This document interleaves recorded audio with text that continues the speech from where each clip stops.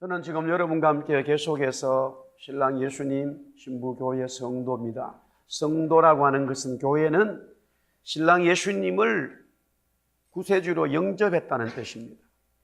똑같은 사람이지만 예수님을 영접한 자를 가리켜 성경은 너는 나의 신부라 그렇게 말씀하고 있습니다. 그 성도가 바로 또한 다른 말로 교회, 구약에는 백성이라는 뜻을 썼습니다. 대한민국 백성, 캐나다 백성 그러는데 성경도 하나님의 백성이라는 people이 바로 에클레시아, 교회를 말하고 있습니다. 그러니까 개념적으로 우리가 사용되지 않았던 단어를 할지라도 성경이 보는 것과 세상에 쓰는 단어가 전혀 다른 내용의 뜻을 담고 있습니다. 이스라엘 백성이라고 하는 것은 이스라엘 교회를 말하고 있습니다. 그래서 하나님은 세상 나라들이 가지고 있었던 나라의 구조 중에 제일 중요한 왕의 자리를 만들지 못하게 했습니다. 왜? 하나님이 왕이시기 때문에. 그래서 교회의 머리는, 따라합시다. 교회의 머리는, 교회의 주인은 예수님이다. 네, 그것을 구약에 비추어서 똑같이 말씀하고 있습니다. 오늘은 이 창세기 말씀을 통해서 계속해서 신랑 예수 신부교회, 특별히 이삭이 리브가를 아내로 맞이하는 그 장면을 보면서 말씀을 나누고자 합니다. 우리 구약성경 첫 번째 시작되는 것을 창세기라고 합니다. 우리 영어로는 제네시스라고 그러죠. 현대가 제네시스를 만들었어요. 그렇게 말하면 여러분들이 아멘 하지만 아니에요. 성경이 제네시스를 만들었죠. 자동차를 제네시스라고 이름을 붙였어요. 창조라는 뜻이 있어요. 새로운 개혁의 역사를 가지고 있다는 거예요. 시작되었다는 거예요. 창세기가 50장까지 되어져 있는데 1장에서부터 11장까지는 하나님의 창조의 역사와 어떻게 그것이 명명되어졌는지를 설명하기 때문에, 그래도 그래 이거는 창세기라고 말할 수 있어 이해가 되지만 12장부터 50장 마지막까지는 이게 창세기야? 이게 창세기 말씀이야? 라고 의문을 달 수밖에 없어요. 왜냐하면 아브라함, 이삭, 야곱 이 세 사람의 이야기, 개인적인 족보 이야기로 가득 차 있기 때문에, 그 아브라함, 이삭, 야곱 그의 자녀들에 대한 이야기로 12장부터 50장까지 계속 되어져 있어요. 이게 무슨 창세기예요. 아브라함 족보지요. 그러나 성경은 그것을 창세기의 말씀에다가 집어넣고 있다는 사실입니다. 우리가 이런 하나님의 의도, 하나님의 말씀을 진리로 보지 못하면은 성경은 보여지지를 않습니다. 오늘 여기 창세기 24장은 아브라함의 신실한 종 엘리에셀이 있습니다. 이 엘리에셀은 너무나 아브라함을 잘 섬겼기 때문에 아브라함이 아들이 없을 때에 이 종을 후사로 삼아서 자기의 모든 기업을 유산으로 넘겨줄 것 같은 그런 사람으로 등극이 되어집니다. 하지만 하나님은 분명히 말씀하셨어요. 아브라함아, 엘리에셀은 너 종이지 너의 아들이 아니다. 종은 아들이 될 수가 없고 내가 너로 말미암아 아들을 주마. 기다려라. 그렇게 말씀했어요. 그런 하나님의 신실한 말씀에 따라서 아브라함이 100세의 아들을 얻었고, 아브라함이 아들이 없을 때에 엘리에셀에게 후사로 넘겨주려고 하는 것은 이삭이 태어나지 않을 때예요. 그런데 지금 오늘 여기에 나오는 24장의 장면은 이삭이 나이가 40세가 됐을 때입니다. 37세에 어머니가 죽고 3년 동안 어머니 없이 있다가 40세에 이제 결혼을 하게 되어집니다. 이런 시간적인 차이에 아브라함이 나이가 늙어 이제 죽게 되는 과정에서 엘리에셀을 부르고, 너는 지금으로부터 하나님 앞에 맹세를 하고 그러니까 갈비뼈 엉덩이 속으로 손을 집어넣으라 이거예요. 이게 맹세를 하는 겁니다. 내가 너에게 말하는 대로 꼭 지켜주길 바란다. 맹세하라 이거예요. 그런데 사실은 엘리에셀도 지금 나이가 너무 많습니다. 그러나 주인인 아브라함의 말에 순종해서 약 600km 떨어진 이 하란으로 이제 자기 주인의 아들 이삭의 아내를 데리러 가는 이 장면이 나오고 있습니다. 그리고 엘리에셀이 가면서 많은 폐물과 금과 은과 보석들을 준비해서 가져가게 되고, 또 엘리에셀을 도와서 주위의 여러 종들을 많은 사람들 데려가고 낙타 10마리를 거기에 싣고 가게 되어집니다. 마침내 나홀의 성에 있는 이 아브라함의 가족이지요, 이 나홀의 성에 있는 우물가에 이르게 됩니다.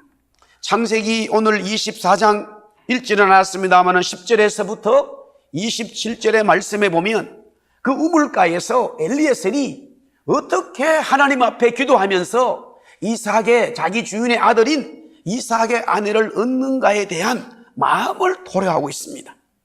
이렇게 시작을 합니다. 우리 한번 따라합시다. 하나님 아버지, 우리 주인에게 은혜를 베풀어 주십시오. 할렐루야. 그렇게 기도를 하게 합니다. 아브라함에게, 자기 주인 아브라함에게 하나님 은혜를 베풀어 주세요. 참 중요한 기도입니다. 하나님은, 하나님의 사람들이 하나님 은혜 주세요, 은혜를 베풀어 주세요, 우리 가정과 기업에, 우리의 삶에 은혜 주세요, 하나님 나를 붙들어 주세요, 엎드리는 자에게 하나님은 은혜를 주셨다는 사실입니다. 그러면서 그렇게 기도합니다. 하나님, 이 우물가에서 물기를 오는 여자아이가 있다면 그 여자아이가 내가 그 아이에게 물을 달라고 했을 때에 물을 주고, 그뿐만 아니라 스스로 내가 말하지 않아도 낙타에도 갈증이 물이 필요하니까 제가 물을 먹이겠습니다, 그렇게 말하는 아이가 오면 하나님이 보내신 우리 주인의 부인이 되는 것으로 알겠습니다. 아주 구체적인 기도입니다. 따라합시다. 기도는 구체적이다. 기도는 구체적으로 해야 됩니다. 하나님이 몰라서가 아니라 우리가 하나님 앞에 기도하고 나갈 때에 기도의 구체성을 요구하고 있습니다. 왜 그러냐면 하나님은 우리와 인격적인 만남을 원하기 때문에, 너무나 막연한 그런 사랑을 하지를 않길 원해요. 하나님은 너무나 우리에게 은혜 주시고 사랑을 주시기 원하기 때문에 우리가 구체적인 하나님과의 인격적인 관계를 원하고 있습니다.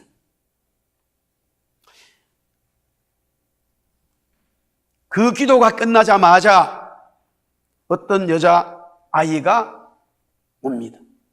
처녀가 옵니다. 성경은 그렇게 말하고 있습니다. 처녀구나, 그렇게 표현을 합니다. 순결하구나.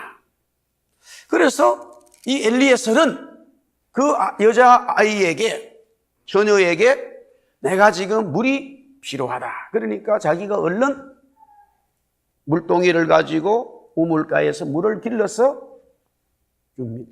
그래서 이제 엘리에셀이 그 물을 막 마시고 있으니까 그 소녀가 말하기를, 낙타에게도 제가 물을 먹이겠습니다, 그렇게 말하는 거예요. 그리고는 얼른 또 물을 떠가지고 낙타에 한 마리씩 그 소녀는 물을 먹였습니다. 그것을 보고 있는 엘리에셀은 하나님이 응답하셨구나, 하나님이 우리 주인에게 은혜를 베푸시는구나, 하나님이 내 기도를 들으시는구나, 그렇게 속으로 외쳤습니다. 그리고는 그 여자 소녀가 물을 다 먹이고 나니까 너 이름이 뭐냐, 너 아버지는 누구고 너 할아버지는 누구냐, 너는 어디에 사느냐, 그렇게 물었을 때에 바로 아브라함의 가족이었습니다. 그때는 지금 아브라함은 가나안에 살았고 아브라함의 원래 식구들은 이 지금의 바그다드지요. 갈대아에서 이주를 해서 하란이라고 하는 메소포타미아 문명의 제일 위쪽에서 거처를 삼고 있었습니다. 떨어진 시간은, 이 거리는 약 600km가 되어지지요. 그래서 근친간에 결혼을 했습니다. 이것은 하나님께서 아브라함을 믿음의 조상으로 부르시고 하나님의 나라, 그리스도의 나라를 만들어가는 계보에 대한 말씀이었습니다. 아름다운 리브가의 마음을 보게 되어집니다. 낙타도 먼 길을 여행했기 때문에 물을 먹어야 하는 것을 알고 배려하는 사려 깊은 리브가의 마음과 행동을 보았습니다. 복음은 좋은 밭에 떨어져서 30배, 60배, 100배의 결실을 맺는다고 주님 말씀하셨습니다. 복음은 바로 이 씨, 복음이라고 하는 것은 씨를 말하는데 좋은 밭이라고 하는 것은 우리 스스로의 마음밭을 얘기하고 있습니다. 물론 성경적인 원칙으로 본다면은 이 세상에는 좋은 밭이 없습니다. 왜? 이미 인간은 다 하나님으로부터 타락했기 때문에 하나님이 원하시는 밭이 될 수가 없어요. 그러나 전적인 하나님의 역사, 하나님의 개입이 시작되어졌을 때에 우리는 좋은 마음으로 바뀌어져야 되고 그 마음을 통해서 복음을 받고 그 복음이 내 마음에서 30배, 60배, 100배의 결실을 맺어져야 한다는 것을 성경은 말씀하고 있습니다. 하나님의 섭리가 임하는 거지요. 지금 리브가에게는 하나님께서 역사하고 있습니다. 지금 엘리에셀에게는 하나님이 역사하고 있습니다. 하나님의 역사, 하나님의 은혜가 임할 때 우리는 좋은 마음과 좋은 성품으로 나아가야 됩니다. 그럴 때에 그것이 하나님의 역사의 열매를 맺을 수가 있습니다. 성경은 종종 악한 마음을 가진 사람들의 이야기를 하고 있습니다. 너는 악한 생각을 가졌구나. 너는 악한 마음을 가졌구나. 너는 악한 삶을 살고 있구나. 그런 내용들을 많이 기록하고 있습니다. 그러나 우리의 삶의 현실에 있어서 여러 가지 어려움이 있다 하더라도 하나님이 역사하시고 은혜가 임할 때에 우리는 순수한 마음으로 은혜 받고자 하는 마음으로 하나님 앞에 나아갈 때에 하나님은 역사하신다는 사실입니다.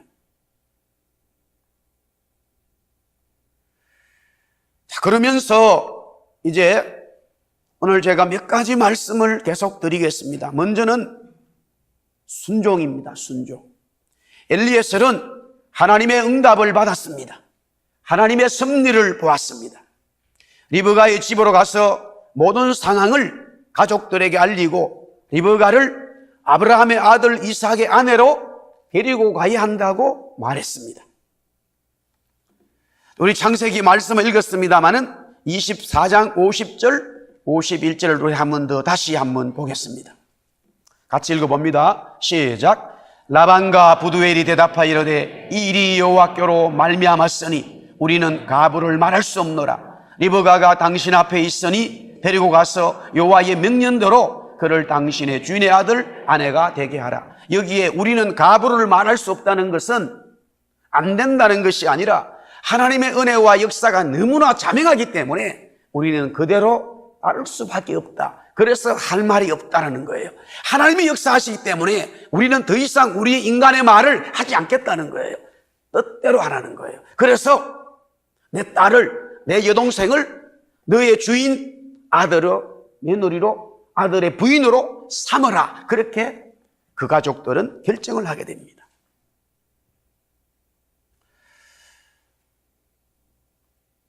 그래서 아브라함의 종이 가족들의 이야기를 듣고는 땅에 엎드려 하나님께 절을 하고 은금 패물과 의복을 꺼내어 리브가에 주고 또한 그녀의 오빠와 어머니에게도 보물을 주었다고 계속해서 52절, 53절에 말씀하고 있습니다.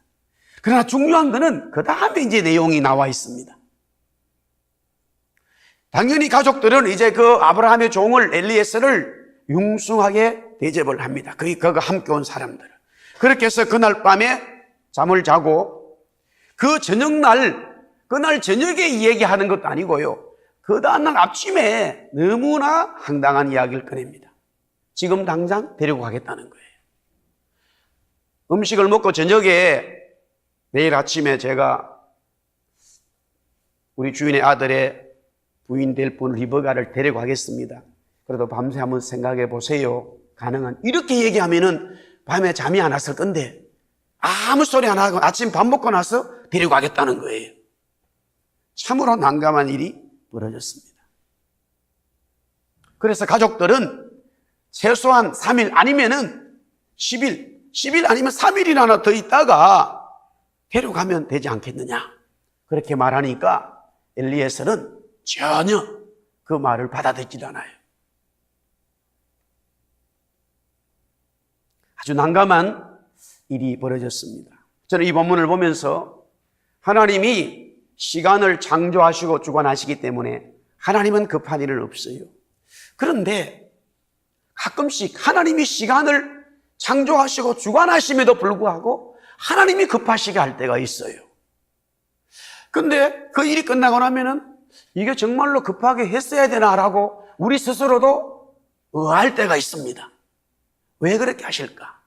한번 따라합시다. 하나님은 우리에게 지체 없는 순종을 보고자 하신다. 할렐루야. 지체 없는 순종을 보고자 합니다.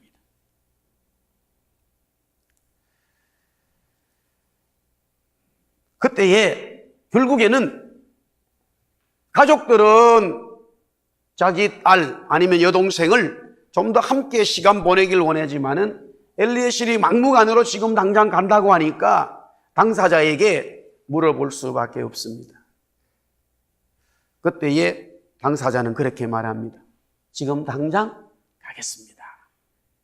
지금 당장 가겠습니다. 애들은 키워놓으면 하나도 이익되는 게 없어요. 빨리 깨달아야 됩니다. 며칠 아니 길어도 열흘인데 얼마든지 머물다 갈 수 있는데 리브가도 엘리에셀을 바로 따라가겠다고 말합니다. I will go. 그렇게 말. I will go right now. 그러면 본인도 뭐 지금 가지고 있던 물건들 이런 것들 다 정리해야 되는데 언제 그거 하겠어요? 몸만 달랑 나오는 거예요. 그리고 또 보세요. 리브가가 이삭과 지금 함께 가는 게 아니에요. 그의 종과 함께 가는 것이죠. 이삭을 만나러 가는 것인지 이삭 만난 거 아니에요. 그래서 하나님은 우리 성도들에게 지금 리브가에게 믿음과 순종을 동시에 요구하고 있습니다. 성경에서 말하는 믿음은 순종과 함께 있고 성경에서 말하는 순종은 믿음과 함께 있습니다. 믿음이라는 것과 순종이 다른 것이 아니라 믿음과 순종은 하나라는 사실입니다. 엘리에셀의 종의 말을 믿어야 됩니다. 리브가는. 그래야 그를 따라가게 되고 그러므로 자기의 신랑을 만날 수 있습니다. 복음이 전해질 때에 진정으로 반응하는 자들을 주님은 원하십니다. 베드로야 시몬아 이제 고기 잡는 거 그만두고 나를 따라오라 했을 때에 베드로와 그의 형제들은 그물을 버려두고 예수를 쫓았다 그렇게 말합니다. 또 주님의 한 제자가 그렇게 말합니다. 자기의 아버지가 죽었어요. 장사로 가겠다 그러니까 가지 말라는 거예요. 그 장사는 이미 죽은 사람이기 때문에 다른 가족들이나 친척들이 하게 하고 너는 나를 따라라. 가족적인 개념으로 본다면 너무나 매몰찬 예수님의 말씀을 보게 되어집니다. 지금 상황은 리브가가 어차피 신랑을 만나서 이제 결혼하게 된다 그러면 함께 영원히 사는 거 아니겠습니까? 그러면 3일 아니면 10일 뭐 적게도 3일 정도 지금 원래 가족도가 더 있는 것이 그 머리 그렇게 힘든 일이 되겠습니까마는 하나님은 엘리에셀에게 자꾸만 급하고 강하게 역사하고 있습니다. 더 이상 시간을 지체하지 말고 빨리 리브가를 데리고 나가라는 겁니다. 무엇을 말씀하고 있습니까? 하나님의 교회 성도는 하나님의 말씀에 적극적으로 순종하는 자들이 되어야 됩니다. 순종은 나중에 되는 게 아니라 하나님이 말씀하셨을 때에 그때에 적극적으로 순종하는 자들에게 하나님은 은혜를 베풀게 되어져 있습니다. 이 진리를, 이 비밀을 우리는 깨달아야 됩니다. 하나님이 시간을 만드시고 하나님이 시간을 주관하시는 분이기 때문에 우리의 신랑이신 예수님은 만물을 창조하시고 만물이 그에게 복종하고 있습니다. 그렇기 때문에 그분이 급한 것은 하나도 없어요. 그러나 우리가 정말로 그분을 사랑하고 그분의 말씀에 순종하기를 원하느냐, 그렇게 살기로 작정하느냐고 하는 그 말씀을 점검하기 위해서 우리를 즉각적으로 지체 없이 순종하기를 원하셨습니다. 거기에 하나님의 사람들은 믿음으로 반응을 한다는 사실이죠. 우리 밴쿠버의 사랑교회와 저와 여러분들이 하나님의 말씀에 지체 없이 즉각적으로 순종하기를 주의 이름으로 축복합니다. 그 다음에 이제 리브가가 간다고 얘기하니까 여기에 보니까 오빠가 어쩔 수 없어서 리브가에게 이렇게 축복합니다. 우리 60절 말씀 한번 읽어보겠습니다. 다 같이 읽습니다. 시작. 리브가에게 축복하 이르되 우리 누이여 너는 천만인의 어머니가 될지어다. 내 씨로 그 원수의 성문을 얽게 할지. 지금 이 라반입니다. 다음에 아버지는 부두엘입니다. 그들이 하나님을 얼마나 알고 있었는지는 모르지만은 지금 이 라반이 자기 여동생 리브가를 보내면서 축복하는 이 말은 하나님께서 성령께서 여호와 하나님께서 라반의 입술을 주장했다라고 말씀할 수 있습니다. 천만인의 어머니가 되고 내 씨로 그 원수의 성문을 얻게 한다. 놀라운 축복을 선포합니다. 여기는 두 가지가 있습니다. 첫 번째는 어머니라고 하는 겁니다. 어머니. 이 리브가의 이름의 뜻은 거물의 끈이라고 하는 뜻을 가지고 있습니다. 거물의 끈. 이 말은 해석하면 연결한다는 겁니다. 리브가는 이스라엘 믿음의 끈을 연결한 어머니가 된다는 거지요. 사실은 이제 그렇게 믿음의 조상의 어머니로 등극이 되어집니다. 여기에 천만인이라고 하는 것은 모든 민족과 열방을 선포하고 있습니다. 자기의 지금 누이 동생이, 여동생이 모든 민족과 열방의 어머니가 되라고 오빠가 말하고 있습니다. 예수 그리스도의 계보의 어머니가 되므로 모든 민족과 열방의 어머니가 되었습니다. 리브가는 하나님과 모든 민족을 연결하는 어머니가 되었습니다. 한번 따라합시다. 교회는 산자의 어머니다. 종종 하나님 아버지도 있고 예수님도 아들도 있는데 어머니는 누구냐고 처음 신앙생활 하시는 분들이 묻는 사람이 있습니다. 따라합시다. 어머니는 교회다. 어머니는 교회입니다.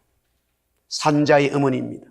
교회는 복음을 생산하고 전파하는 어머니가 되어야 됩니다. 예수님을 신랑으로 모시는 신부 교회의 축복은 어머니가 되는 것입니다. 복음을 잉태하고 출산하는 어머니가 되어야 합니다. 그러므로 왜 예수님이 교회를 향하여 땅끝까지 복음을 전파하라고 하셨는지 이해가 되어지는 거지요. 일국의 어머니가 교회이기 때문입니다. 리브가의 어머니는 사라입니다. 리브가의 시어머니는 사라인데 잉태하지 못한 년이었습니다. 성령님의 은혜로 리브가의 남편인 이삭을 생산했습니다. 지금 리브가가 시집을 가게 되는데 자기의 신랑은 이삭인데 자기 신랑이 어떻게 태어났느냐? 그 어머니는 아이를 생산하지 못하는 그런 노년에 하나님의 도우심으로 역사하심으로 자기의 신랑인 이삭을 낳게 되어집니다. 교회를 말하고 있습니다. 지금 리브가도 그 어머니를 이어서 하나님이 말씀하시는 교회를 말씀하고 있습니다. 교회는 아이적 복음을 잉태하고 생산하는 것이 전적인 하나님의 은혜로 되어지기 때문에 그렇습니다. 교회가 복음을 잉태하고 생산합니다. 그러나 그것은 성령께서 하나님께서 교회로 하여금 잉태하게 하게 되어진다는 겁니다. 왜냐하면 보세요. 성령이 임하면 교회가 성령을 먼저 받아야 되지요. 성령을 받은 교회는 땅끝까지 복음을 전하게 된다는 거예요. 복음을 전한다는 것은 복음을 잉태하고 복음을 생산한다는 것을 말씀하고 있습니다.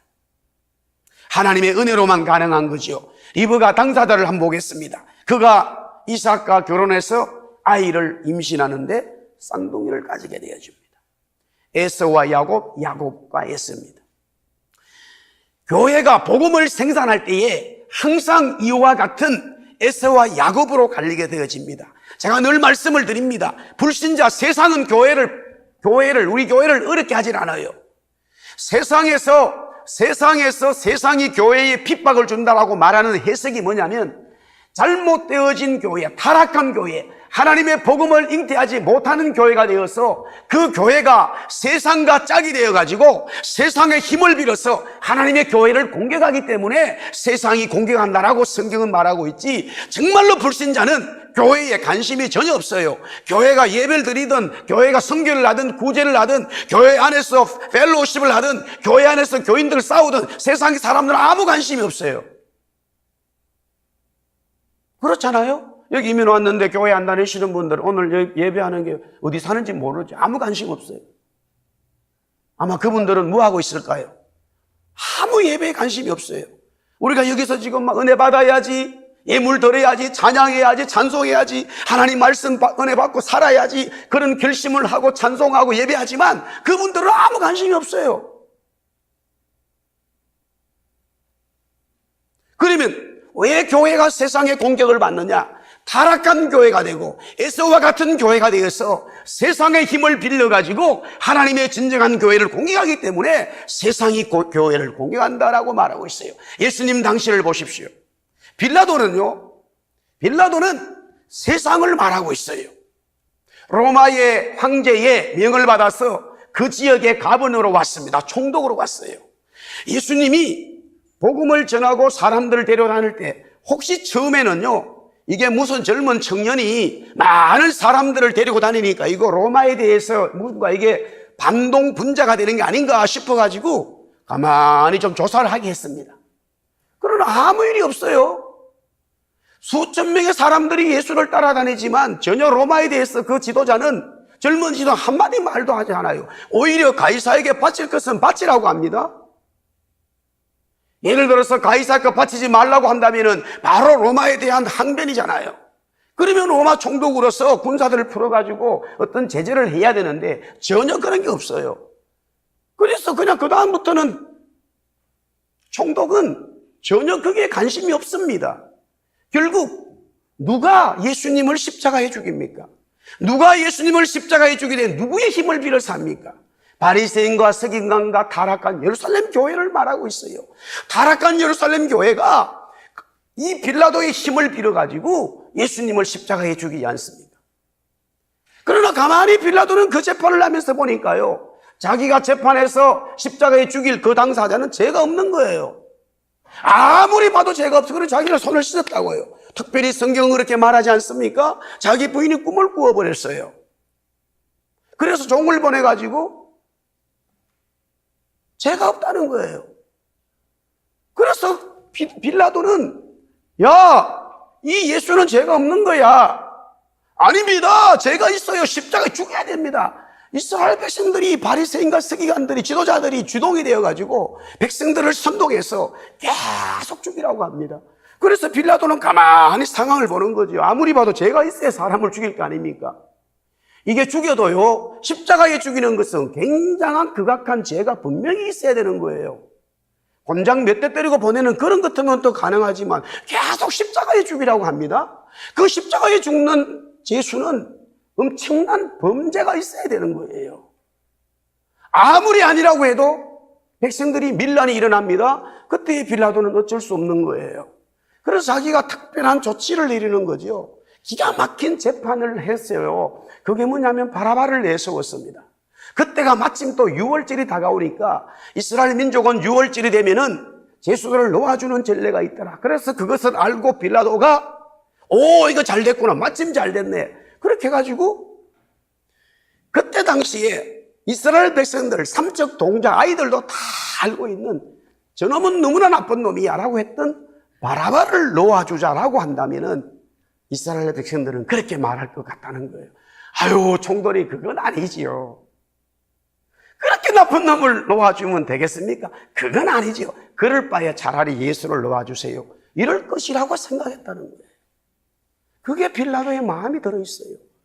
다른 이 방법으로는 반드시 자기 생각이 성공할 거라고 생각했습니다.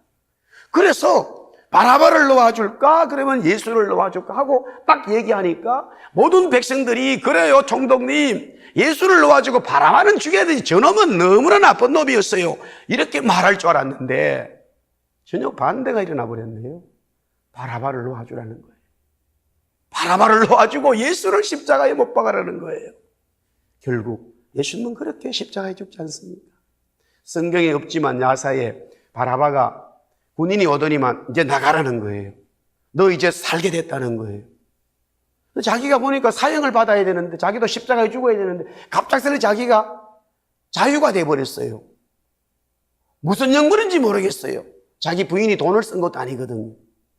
자기 친척 중에 누군가가 무슨 권력이 있는 것도 아무것도 없어요. 자기가 지금 자유인이 될 이유가 없어요. 어쨌든 나오라 그러니까 나와가지고 이제 자유인이 돼버린 거예요. 이런 꽤 놀라운 일이었는데 대체 어떻게 됐냐? 자기가 한참 재미있게 놀다 가만히 보니까 이야기가 있어요. 사람들이 바라바를 죽여야 되는데 바라바를 놓아주고 예수를 죽였다고 아이들이 막 노래를 하네. 그게 뭔가 싶어가지고 서동요처럼 가서 들어본 거예요. 대체 무슨 내용인지 어떻게 된 건지 가만히 들어보니까 이러한 자초지정의 이야기가 있더라는 거죠. 그래서 바라바는 예수님이 십자가에 죽는 그 골고다에 자기가 올라갔다는 거지요. 야사입니다. 성경에는 없어요. 생각해 보세요. 바라바 자기는 죽어야 되는데 이상한 사람 때문에 자기가 사는 거예요. 에서와 야곱이지요. 우리가 아는 대로 모든 사람들은 에서를 좋아하게 됩니다. 이제 나중에 또 말씀을 드리겠지만 레아와 라헬의 얘기도 마찬가지예요. 왜 야곱은요? 야곱은 끈질기게 라헬을 사랑하고 레아를 자꾸 사랑하지 않았을까? 성경에 진리가 있어요. 그런데 놀라운 것은 야곱이 라헬을 너무너무 사랑하는데 라헬은 임신을 못하는 거예요. 그래서 언니가 당신 그럴 수 있어? 바가지를 끌으니까 그래, 그럼 내가 오늘 밤에 너한테 가면 애턱 끄덕 아이를 가지는 거야. 1명 놓고 2명 놓고 계속 아이를 낳아. 성경의 역사는 희한하다니까요. 라헬이 너무나 사랑을 받는데 라헬은 아이를 가지지 못해. 결국에는 요셉을 놓고 베냐민을 2번째 놓다가 죽어버리는 거예요. 성경의 진리가요 쫙 숨어 있어요.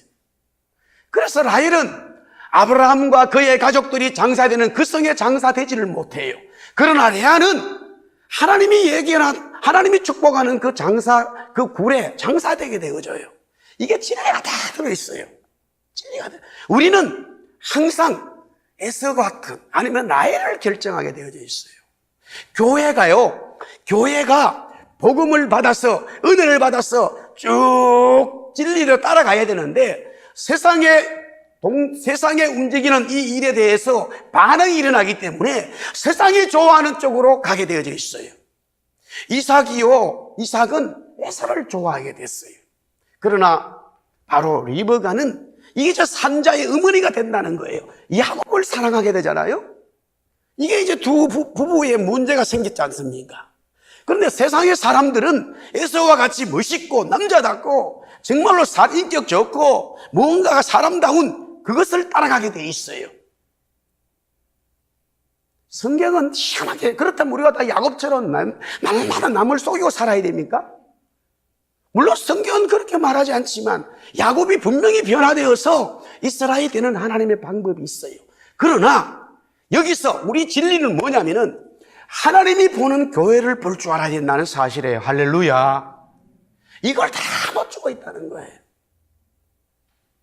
저는 지금 이민교회 지금 이제 14년 들어서 우리도 지금 뭐 어느 정도 그래도 이렇게 모이는 게 얼마나 감사한지 모릅니다. 사람들이 종종 후배들도 그렇게 물어요. 목사님, 바둑 한 수 가르쳐 주세요. 목회를 어떻게 해야 되는지 한 수 가르쳐 주세요. 그렇게 묻고 있습니다. 근데 왜 그들이 저한테 묻습니까? 제가 라이온스라 해서 지금까지 여전히 10명, 20명 있으면 전혀 물을 사람이 없을 거예요. 그러나 물론 좋은 의미로 묻지만은 그 속에는 우리가 생각하는, 사람들이 생각하는 교회의 모습이 있기 때문에 그래요. 이것은 우리의 인간은요, 변화될 수가 없어요. 그 누구도 제 앞에서 자유로울 수가 없어요. 우리는 이미 죄로 먹고 태어났기 때문에 모든 인간의 결정은, 살아가는 것은 하나님이 원하시는 교회의 모습이 될 수가 없어요. 그래서 하나님은 야곱, 형을 속이고 아버지를 속이고 하나님까지 속이는 이런, 하나님이 속지는 않지만 야곱은 하나님까지 속이게 되어집니다. 이런 자를 선택해서 변화시켜서 하나님의 교회를 만들어 간다고 하는 거예요. 할렐루야.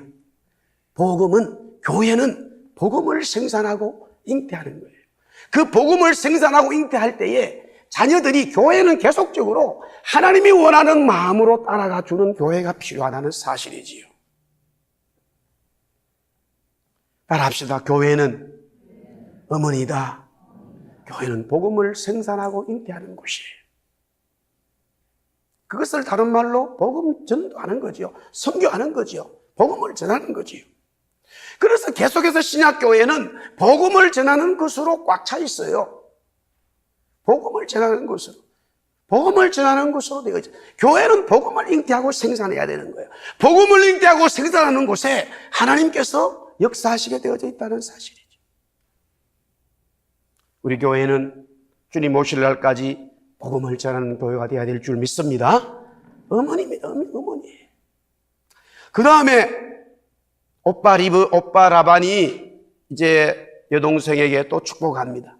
내 씨로 원수의 성문을 얻게 한다. 리브가의 씨로 원수의 성문을 연다는 거예요. 참으로 놀라운 오빠의 축복입니다.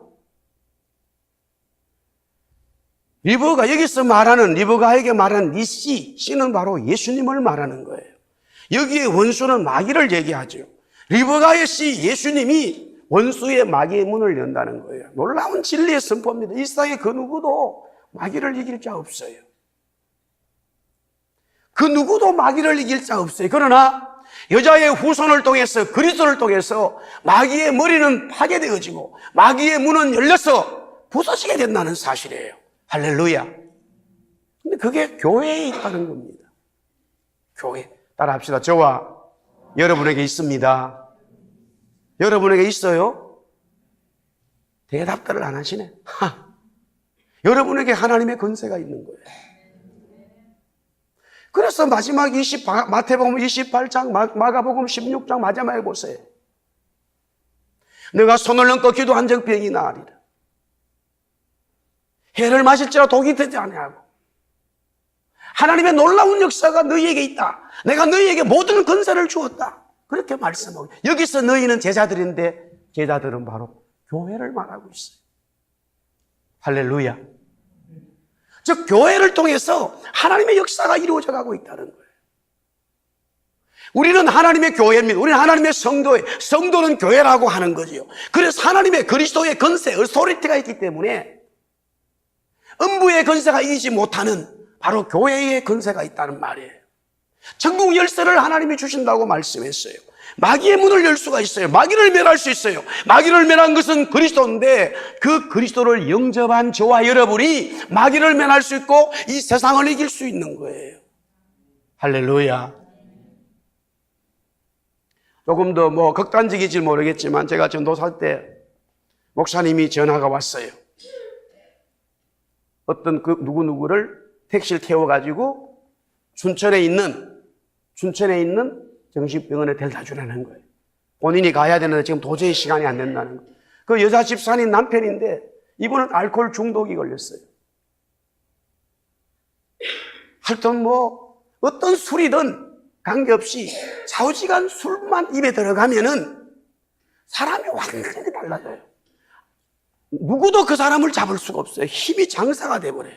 근데 또 문제는 옷을 홀랑 벗어버려요. 열받아서 그런 것 같아요, 제가 봤을 때. 그리고는 막 동네를 돌아다녀요. 그러면 그 잡아가지고 옷을 입히려고 잡으면 딱 치면은 그냥 10m, 막 2, 3m 뚝뚝 떨어져 버리는 거예요. 힘이 장사예요. 그래가지고 막 2시간, 3시간 막, 노! 하다가는 어디 가서 픽 쓰러져서 잠을 자다가 술이 다 깨면은 내가 왜 그럼 애가 집에 오는 거예요. 이게 하루 이틀이 아니라는 거예요. 알코올 중독 걸린 정신병자 된 거죠. 그 부인은 이게 현실로 살아가는 부인은 얼마나 창피하고요. 듣기로는 인천에서 그렇게 해가지고 반이혼 하고 이혼은 안 됐지만 도망쳐가지고 자기 혼자 아들 데리고 살았어. 남편이 막 전국을 돌아다니면서 부인을 찾아왔어. 그리고 또 다시 교문리에서 구리시에 살았던 거예요. 근데 그게 도져가지고 결국에는 병원에 입원을 하게 되는데 택시를 탔어요. 택시 운전소가 있고 그 옆에 제가 앉고 바로 뒤에 그분이 앉고 그분 옆에 부인이 앉았어요. 교문리 그 워커힐 호텔 지난 그 도시잖아요. 구리에서 요 사이는 고속도로가 있습니다. 없잖아요. 춘천 정신병원까지 가는데 한 1시간 40분 정도 걸렸어요. 생땀이 나는데요. 뒤에서 그 사람이 내 목을 칵 죽일 것 같아요. 그렇다고 해서 전도사가 돼가지고 못한다는 소리도 못하고 앉아서 가는데 막 얼마나 무섭고 두려운지 여러분들 한번 겪어봐야 돼요. 편안하게 듣지만 현실이었어요. 1시간 40분 동안 가는데 막 생땀이 나고요. 온 옷이 다 젖어버렸어요. 병원에 춘천병원 정심에 딱 도착하니까 그게 남자다로 가는데 수십 명이 확 달려 들어가지고 사람을 탁 잡아버리는 거예요.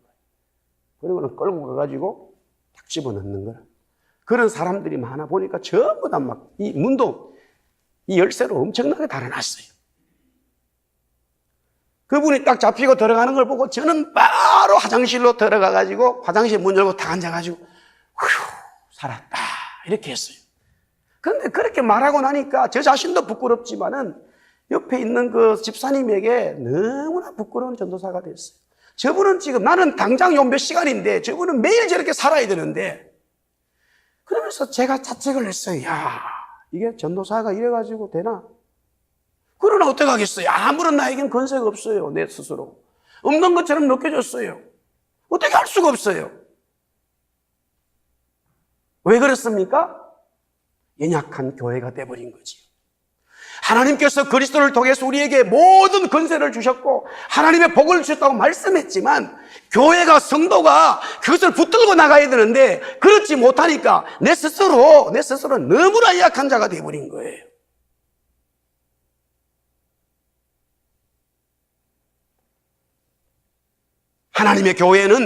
하나님의 교회는 그리스도를 통해서 그리스도가 모든 세상을 이기고 마귀를 이기기 때문에 교회는 그리스도의 능력을 권세를 가지고 있어요. 믿으시면 아멘 하시기 바랍니다. 예수 이름으로 선포하는 자에게 주님의 역사가 나타나는 거예요.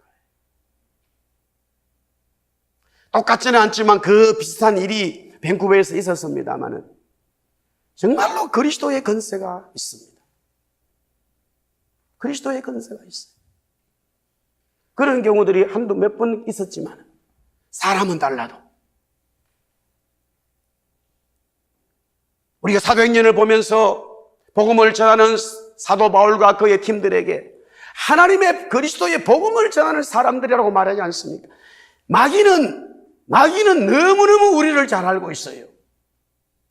우리의 이름으로 나가는 것이 아니라 그리스도 이름, 신랑 예수님의 이름으로 교회가, 성도가 권세를 가지고 나갈 때에 마귀는 꼼짝 못한다는 사실이에요. 꼼짝 못합니다. 나사렛 예수 그리스도 이름으로 명한 이 더러운 것아, 이 마귀야, 하나님의 성도, 하나님의 교회, 하나님의 사람에게서 나오라, 떠나가라 외칠 때에 떠나가더라는 거예요. 하나님의 역사가 있어요.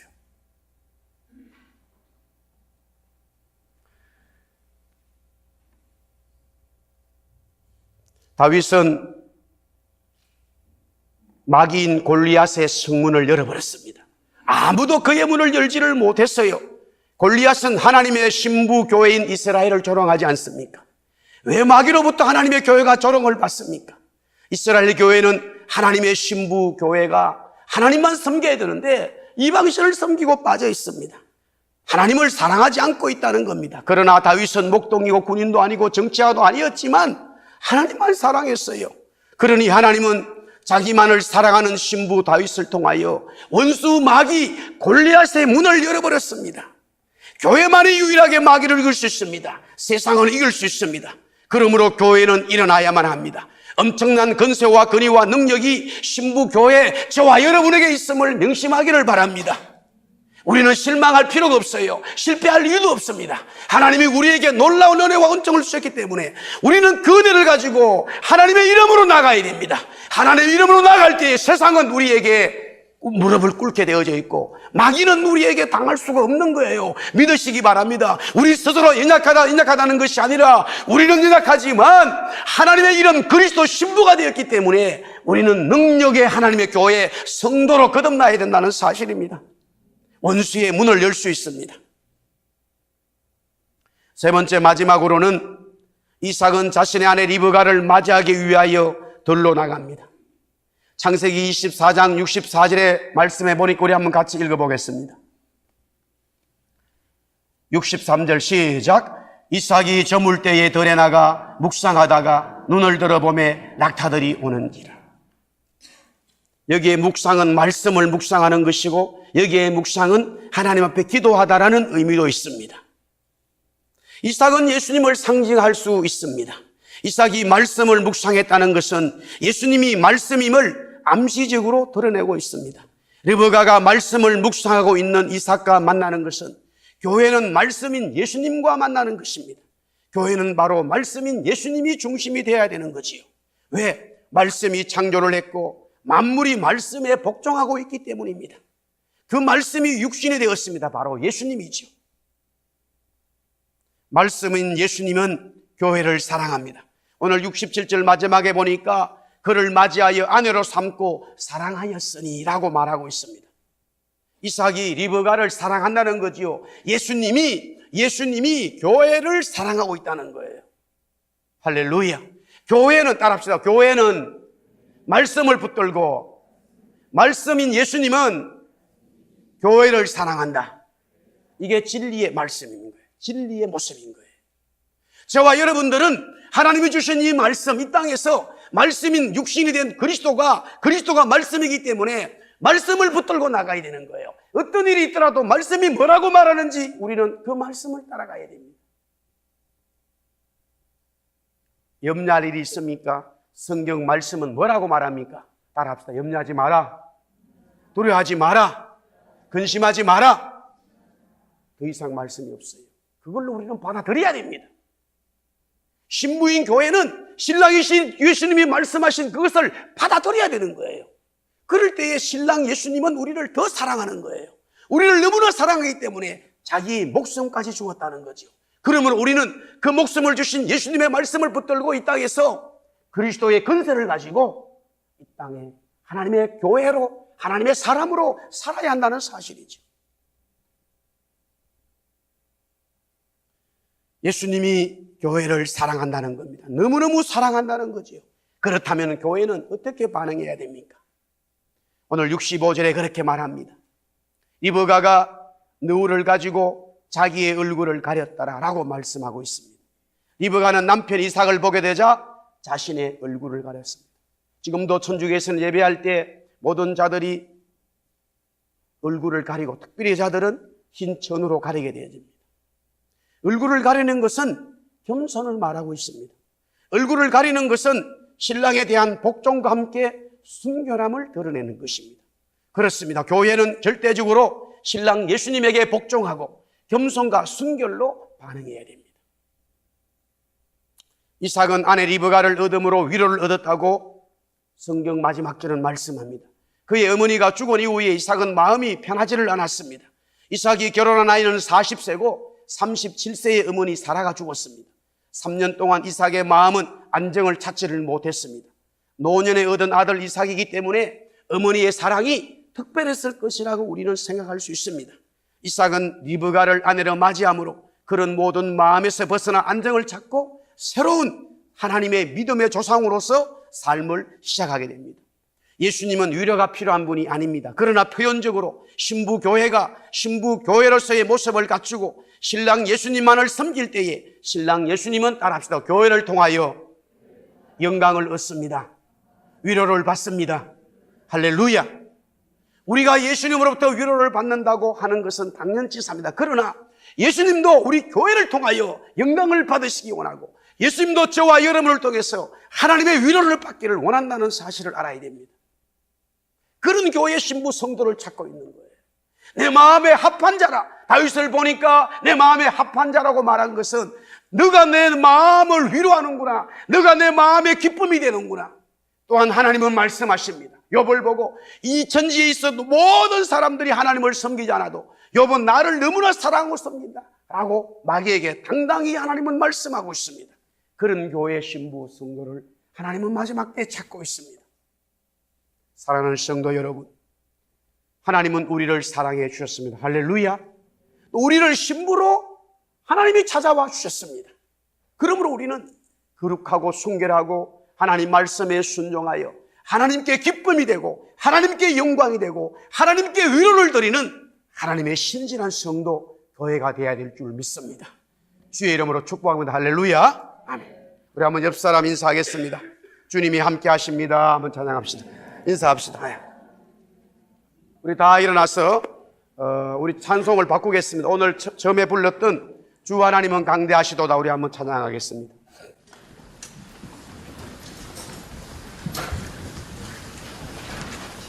우리 한번 두 손 높이 들고 찬양합시다.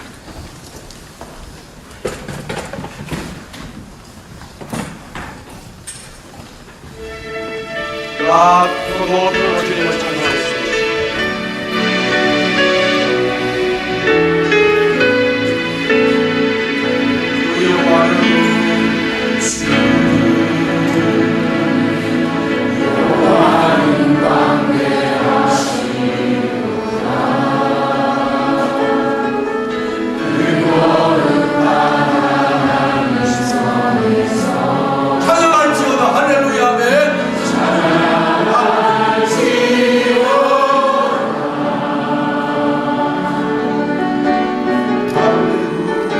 찬송합니다.